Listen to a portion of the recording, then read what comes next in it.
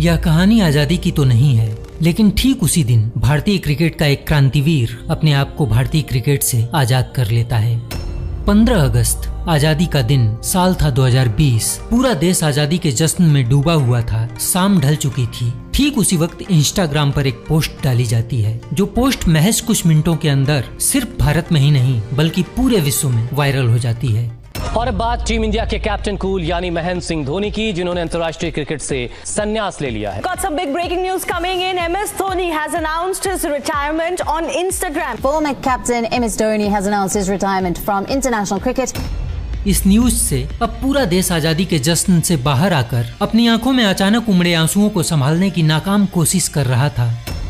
साल 2007 में T20 विश्व कप भारत की झोली में डालने के बाद किसी सिद्ध संत की तरह धोनी जी से छू देते थे, वह पारस पत्थर की तरह अनमोल बन जाता था। चाहे वह 2011 का ODI विश्व कप हो या 2013 की champions trophy. India win the Champions Trophy. The winners of the Champions Trophy 2013, India. लेकिन नियति का एक नियम और भी होता है, उदय के बाद अस्त होना ही पड़ता है। 10 जुलाई 2019 को धोनी को आखिरी बार बैटिंग करते हुए देखा गया विश्व कप के सेमीफाइनल में न्यूजीलैंड के खिलाफ। मैच फिनिशर धोनी हनुमान की तरह मैदान में डटे तो थे, लेकिन भारत को पराजय की 7.5 से नहीं बचा सके। टीम इंडिया का विश्व कप जीतने का सपना अधूरा रह गया। टीम इंडिया वर्ल्ड कप 2019 के सेमीफाइनल में हार गई है और खिताब की रेस से बाहर हो गई है। एक ऐसा मैच जो भारत बहुत आसानी से जीत सकता था, लेकिन भारत की बल्लेबाजी, वर्ल्ड फेमस बल्लेबाजी, आज फ्लॉप हो गई है पूरी तरीके से। इस पराजय के बाद माही पर कुछ ऐसे कलंक लगे जो कलंक एक सफेद दामन पर दाग जैसे थे। कुछ लोगों ने कहा कि 2019 का विश्व कप हम महेंद्र सिंह धोनी की वजह से हारे। धोनी को संन्यास लेना चाहिए, रिटायरमेंट ले लेनी चाहिए, जैसे उसने टेस्ट मैच से लिया है, अब वनडे और 2020 से भी ले लेनी चाहिए। सोशल मीडिया में अब माही के ऊपर कई आरोप थे। कुछ लोग बता रहे थे कि धोनी ने स्लो बैटिंग करी, कुछ लोग बता रहे थे कि धोनी अगर डाइव मार लेते तो भारत यह मैच जीत जाता। लेकिन अनफॉर्चुनेटली वो रन आउट के वक्त आपने डाइव लगानी थी, लेकिन Hindustan You were so close, but yet you were so far. और कुछ लोग बता रहे थे कि धोनी ने जानबूझकर यह मैच भारत को हरवाया।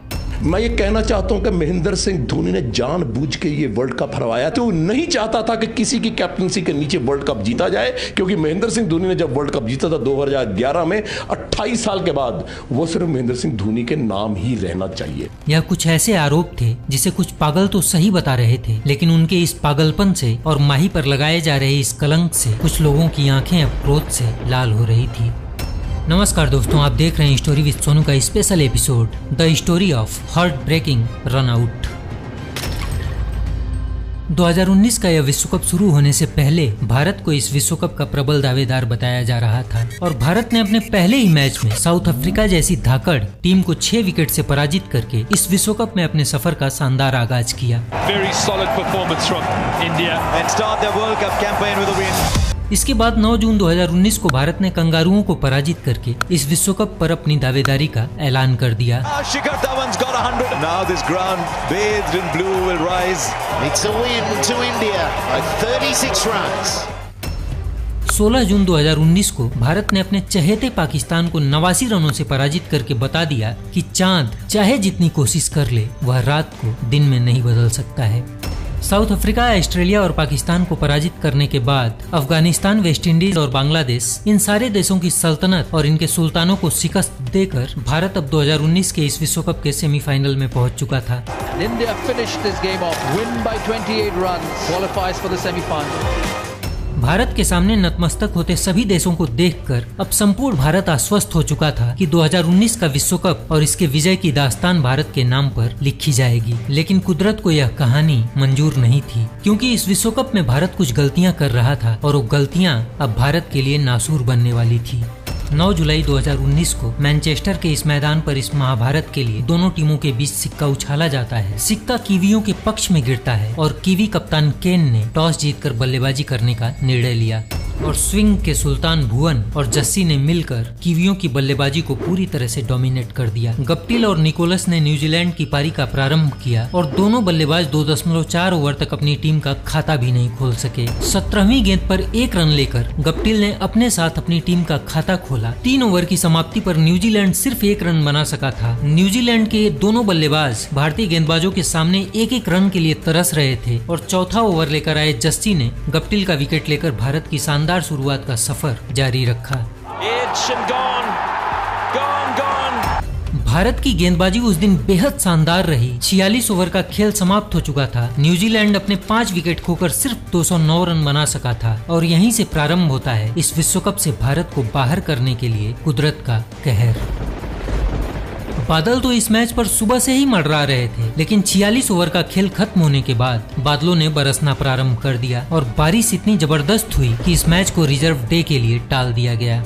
और अगले दिन जब यह मैच पुनः प्रारंभ हुआ तो ओवरकास्ट कंडीशन में बल्लेबाजी करना बेहद मुश्किल था। न्यूजीलैंड की बल्लेबाजी तो लगभग समाप्त हो चुकी थी। न्यूजीलैंड को अब सिर्फ 4 ओवर की ही बल्लेबाजी करनी थी, क्योंकि 46 ओवर की बल्लेबाजी न्यूजीलैंड एक दिन पहले ही अच्छी कंडीशन में कर चुका था। लेकिन भारत को अभी अपने 50 ओवर पूरे खेलने बाकी थे। अपने बाकी बचे 4 ओवर खेलकर न्यूजीलैंड ने अपने 8 विकेट खोकर 239 रन बनाकर भारत को 240 रनों का लक्ष्य दे दिया। न्यूजीलैंड की तरफ से कप्तान केन ने 95 गेंदों 67 रन की एक जुझारू पारी खेली, जबकि रोज टेलर ने 90 गेंदों पर 74 शानदार रन बनाए।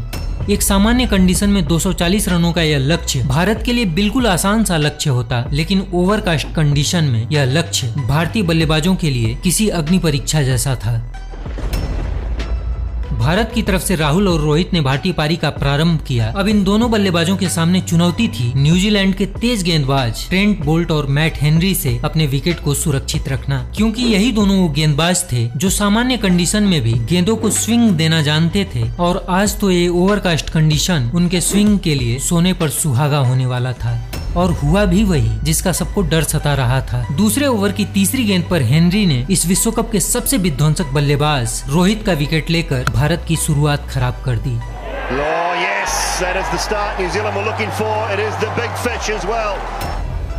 रोहित के आउट होने के बाद अब भारत को संभालने के लिए भारत का कप्तान किंग कोहली खुद मैदान में आ चुका था। लेकिन तीसरे ओवर की चौथी गेंद पर ट्रेंट बोल्ट ने किंग कोहली का विकेट लेकर भारतीय खेमे को सन्नाटे में डाल दिया।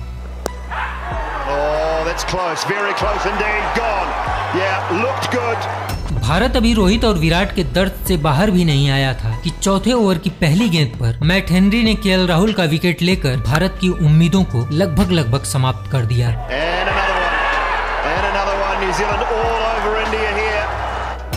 3.1 ओवर में यानी महज 19 गेंद के अंदर सिर्फ 5 रन के टोटल स्कोर पर भारत के टॉप ऑर्डर के 3 बल्लेबाज अब पवेलियन वापस जा चुके थे। पहली पारी में पूरे 50 ओवर तक अपना वर्चस्व कायम रखने वाला भारत दूसरी पारी में महज 19 गेंदों के अंदर अब बैकफुट पर खड़ा हो चुका था। उस दिन क्रिकेट के जानकारों को सिर्फ 19 गेंद के अंदर ही यह समझ में आ गया था कि भारत के लिए मैच जीतना किसी चक्रव्यूह को तोड़ने से कम नहीं है। और अगर आप 15 पे 3 हो जाते हैं तो फिर बहुत मुश्किल हो जाता है वहां से वापसी करना। एक तो मैच का प्रेशर, सेमीफाइनल का प्रेशर। एक दिन पहले हुई बारिश और आज की इस ओवरकास्ट कंडीशन के कारण इस विकेट पर भारत के किसी भी बल्लेबाज के लिए अपना विकेट बचा पाना आज भारत के लिए सबसे बड़ी चुनौती थी। पूरे विश्व कप में 648 रन बनाने वाले रोहित शर्मा, 443 रन बनाने वाले विराट कोहली और 361 रन बनाने वाले केएल राहुल, ये तीनों बल्लेबाज मिलकर आज इस सेमीफाइनल मुकाबले में सिर्फ 3 रन बना सके थे। इन सारे हालातों को आप कुदरत का कहर कहिए या कीवियों की किस्मत या फिर भारत का भाग्य उस दिन भारत के साथ नहीं था। इन सारी चीजों के बावजूद इस विश्व कप में भारत सबसे बड़ी गलती जो कर रहा था, उस गलती का पर्दाफाश अब इस सेमीफाइनल में होने वाला था। और वो गलती थी कि इस विश्व कप का प्रबल दावेदार भारत इस विश्व कप में नंबर 4 की पोजीशन पर किसी स्थापित बल्लेबाज के बिना उतरा था, जिसका खामियाजा आज उसे इस विश्व कप के सेमीफाइनल में भुगतना था।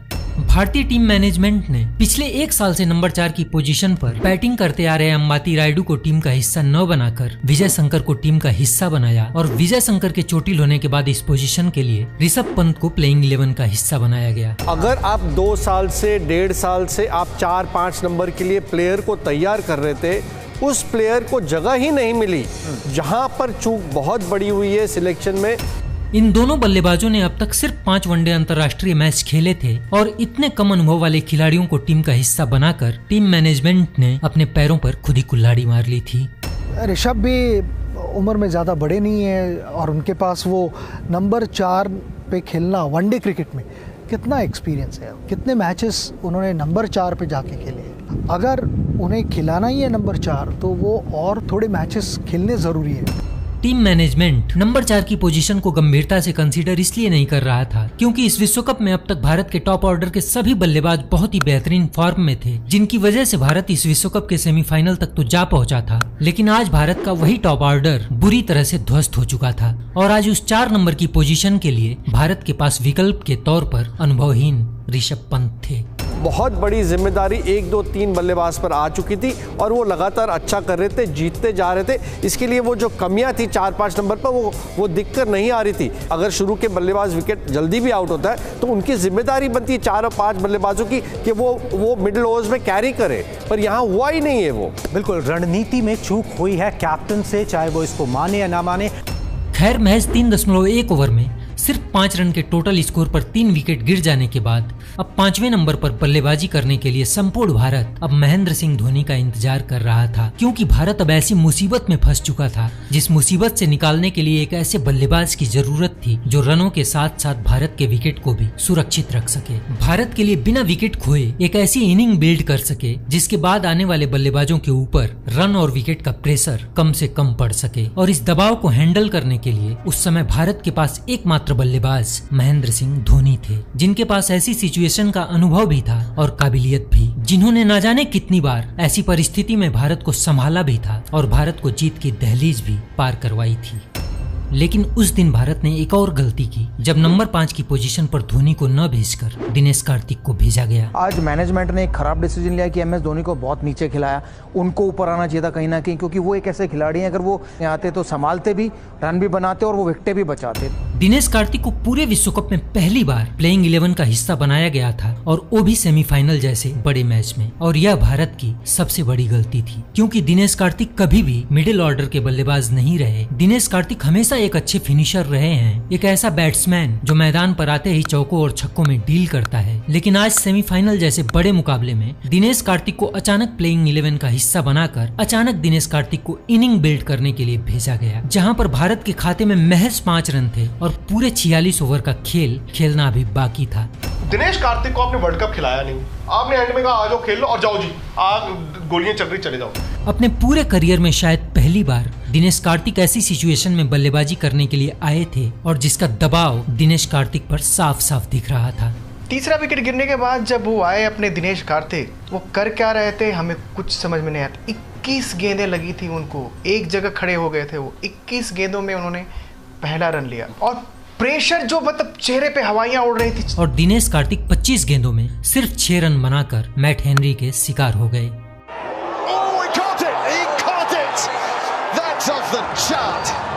Just have a look at it. It can't get better.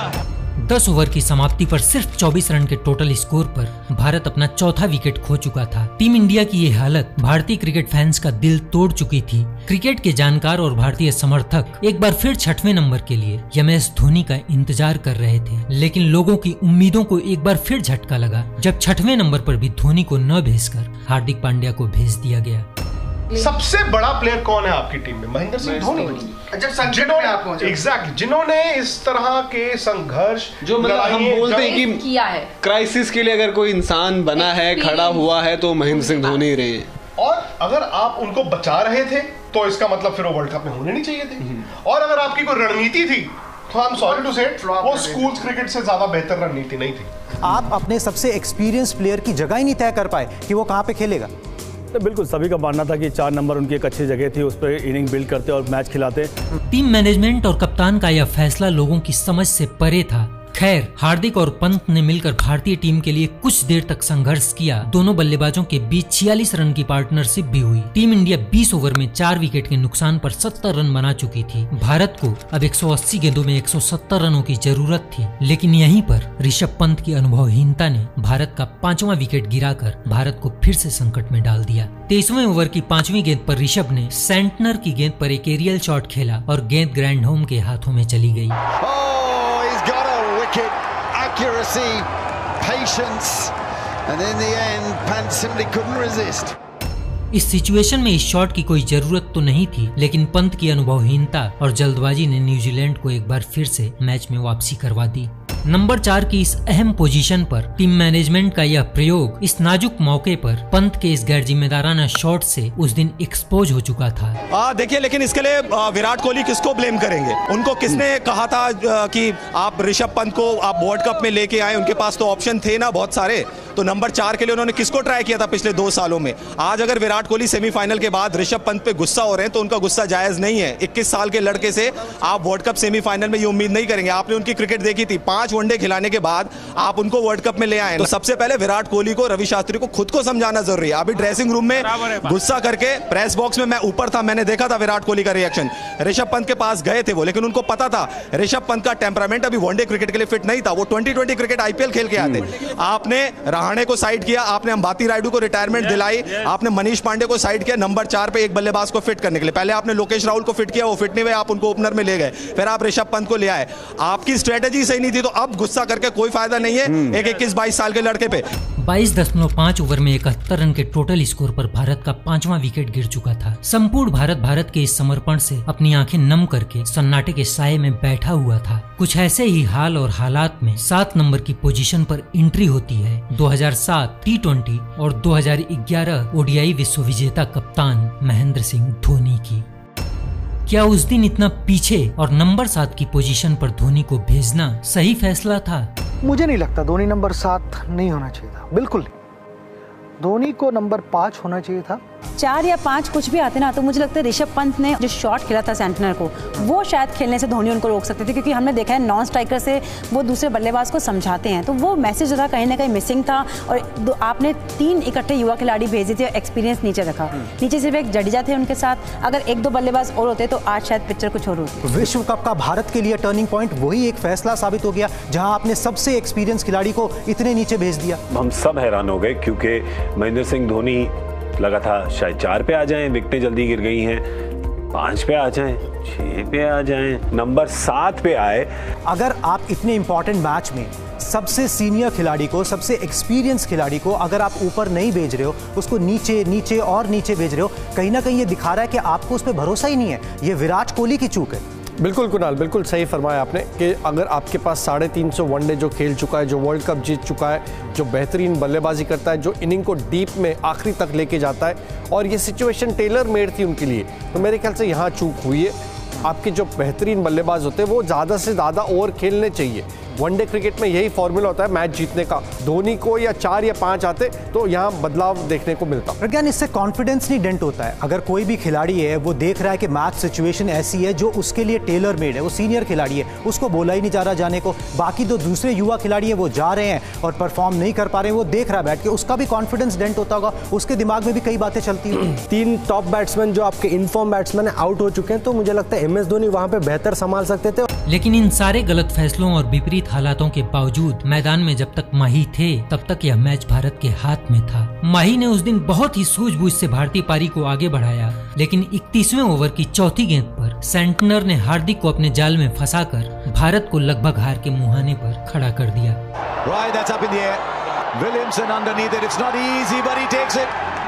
62 गेंदों में 32 रन बनाकर अब हिटर हार्दिक भी वापस जा चुके थे। 30.3 ओवर में सिर्फ 92 रन के टोटल स्कोर पर भारत के 6 विकेट गिर चुके थे और भारत को अभी भी सिर्फ 117 गेंदों में 148 रनों की जरूरत थी।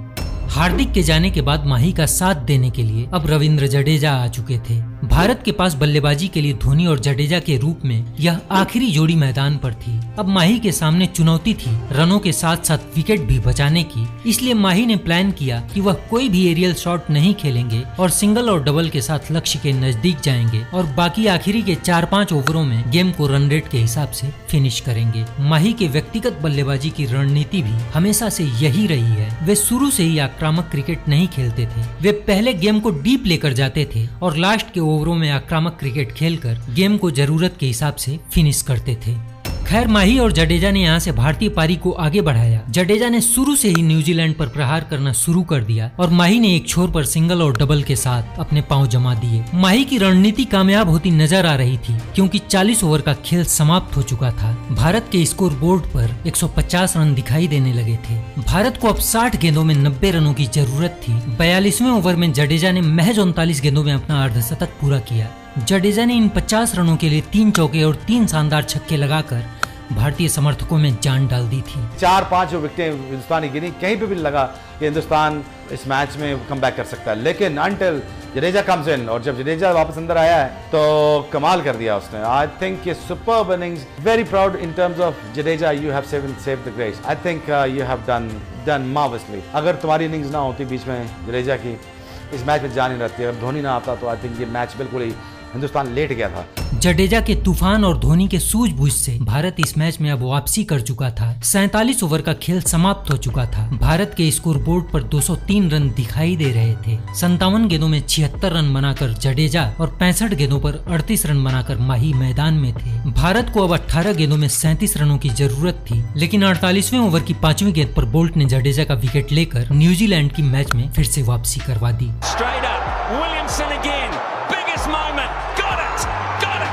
अब इस मैच में MS धोनी अकेले पड़ गए थे क्योंकि अब भारत के पास बल्लेबाज के रूप में गेंदबाज आने बाकी बचे थे और भारत को अभी भी 12 गेंदों में 31 रनों की जरूरत थी। लेकिन माही के रहते यह मैच भारत से कोई छीन ले जाए यह मुमकिन तो नहीं था। यह बात भारत भी जानता था और यह बात न्यूजीलैंड के कप्तान केन को भी अच्छी तरह से पता थी और इस बात का भय केन विलियम्स के चेहरे पर साफ साफ दिखाई दे रहा था।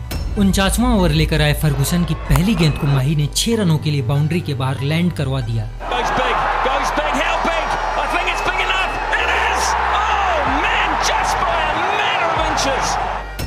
भारत की उम्मीदें अब वापस लौट चुकी थी क्योंकि अब भारत को 11 गेंदों में सिर्फ 25 रनों की जरूरत रह गई थी। फर्ग्यूसन की इस ओवर की दूसरी गेंद पर कोई रन नहीं आया और फर्ग्यूसन ने तीसरी गेंद लेग स्टंप की तरफ बाउंसर डाली। धोनी ने इस गेंद को स्क्वायर की तरफ उड़ाने की कोशिश की, लेकिन गेंद धोनी के अंगूठे पर लगकर मैदान के अंदर ही रह गई। माही ने भागकर 1 रन पूरा किया। माही दूसरे रन के लिए दौड़े क्योंकि माही स्ट्राइक भुवनेश्वर कुमार को नहीं दे सकते थे। गेंद मार्टिन गप्टिल के हाथों में जा चुकी थी और मार्टिन गप्टिल ने वहां से गेंद को थ्रो किया और किस्मत ने ठीक उसी वक्त भारत का साथ छोड़ दिया क्योंकि गप्टिल का वह थ्रो डायरेक्ट आकर माही के पहुंचने से पहले गिल्लियां बिखेर चुका था।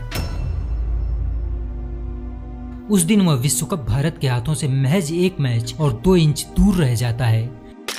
गप्टिल के इस थ्रो ने उस दिन गिल्लियां नहीं बल्कि संपूर्ण भारत की उम्मीदें बिखेर कर रख दी थी। महज 18 रनों से हारकर भारत का विश्व कप का सपना टूट जाता है। कुछ पागलों ने यह कहा कि यह मैच हम माही की वजह से हार गए, लेकिन उनको यह पता नहीं था कि इस मैच के आखिरी पलों तक हमारी उम्मीदें जडेजा और माही की वजह से ही जिंदा थी। कि Dhoni could finish the game, अगर वो रन आउट ना होता तो Dhoni could have finished the game very easy, लेकिन अनफॉर्चुनेटली लोगों को क्या पता था कि माही के दिल पर उस दिन क्या गुजर रही थी, क्योंकि पहली बार उस माही की आंखों में आंसू आए थे जिस माही के चेहरे पर कभी सिकन भी नहीं देखी गई थी।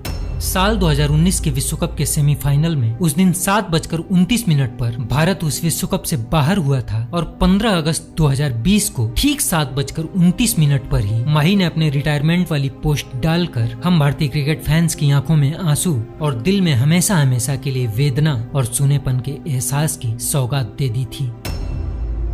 दिल का सूना साज तराना ढूंढेगा, मुझको मेरे बाद जमाना ढूंढेगा।